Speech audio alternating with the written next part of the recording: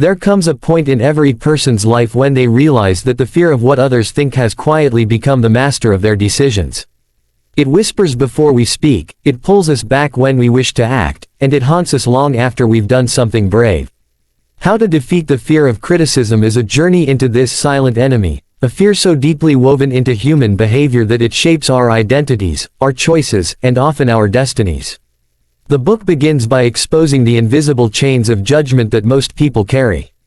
From early childhood, we are taught to seek approval, from parents, teachers, peers, society.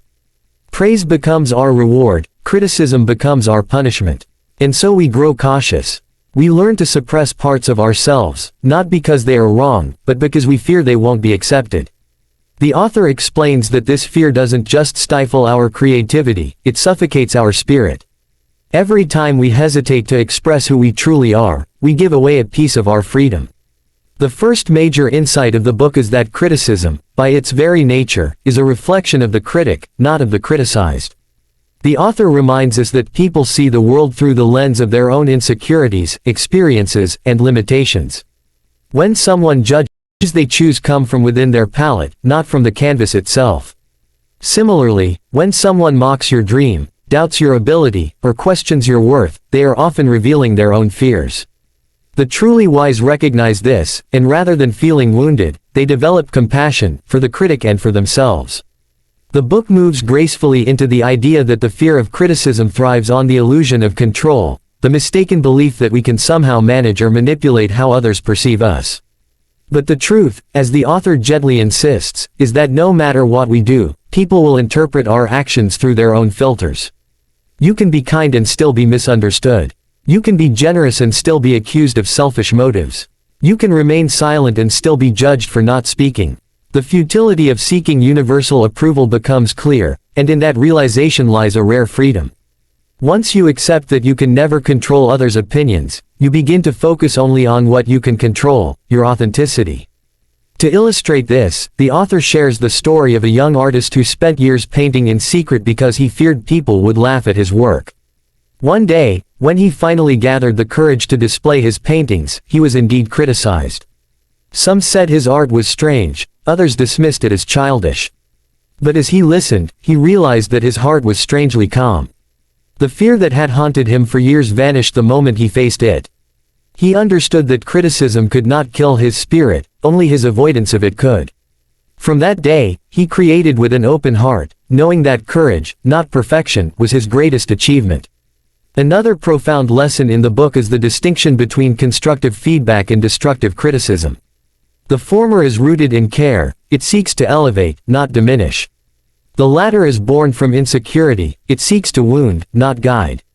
The author invites readers to develop emotional intelligence, to discern the difference. When feedback is offered with kindness and clarity, accept it with humility. When it is delivered with malice or envy, release it without attachment. You are not obligated to internalize every opinion. Growth requires listening to truth, but peace requires ignoring noise. There is a beautifully reflective passage where the author likens the human spirit to a tree. The roots represent our values, the trunk our identity, and the leaves our expressions in the world, our words, our art, our choices. The wind of criticism will always blow, but only shallow roots are easily shaken. When we are deeply grounded in who we are, no gust of judgment can uproot us. The deeper your sense of self-worth, the less approval you seek from others. The book also explores how fear of criticism sabotages success.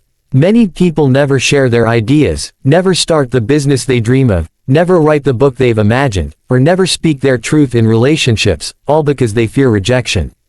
The author calls this the silent prison, a life lived within invisible walls of self-doubt. Yet, ironically, the people we admire most, the leaders, creators, and visionaries, are those who dared to face disapproval. They understood that innovation always disrupts comfort. If you wish to live a meaningful life, you must be willing to be misunderstood for a time. There's a moving story of a teacher who once told her students, if you fear criticism, imagine you're already being criticized, because you are. People will judge you for doing, and they will judge you for not doing. So you might as well be judged for living fully. That wisdom captures the essence of the book. To free yourself from criticism, you must first accept that it is inevitable. The author then guides the reader through practical steps to defeat this fear. The first step is self-approval. Begin each day reminding yourself that your worth is not dependent on others' validation. Speak kindly to yourself, the way you would to a dear friend. The second step is exposure, intentionally doing small acts that invite mild criticism, such as sharing your opinion publicly or expressing an unpopular idea. Each time you survive it, and your resilience grows. The third step is reframing, to view criticism as information, not as an attack. Ask, what can I learn from this? Rather than, why did they dislike me? This mindset transforms pain into growth. Throughout the book, there's an underlying spiritual message, that the soul's purpose is not to please, but to evolve. And evolution often requires discomfort. The author writes, criticism is the echo of your courage. The louder it gets, the more truthfully you're living. In other words, the presence of criticism may actually signal that you're stepping into authenticity. The universe doesn't test the timid, it challenges the brave. By the later chapters, the tone becomes deeply introspective. The author invites us to imagine our final days, looking back on our lives. What would hurt more, being criticized, or never having lived authentically because we feared criticism? The answer humbles the heart. We realize that fear robs us of experiences, not safety. It keeps us small when life was meant to make us vast. The book closes with a message of liberation. The goal is not to silence critics, but to silence the inner critic. Because the harshest judgments rarely come from others, they come from within.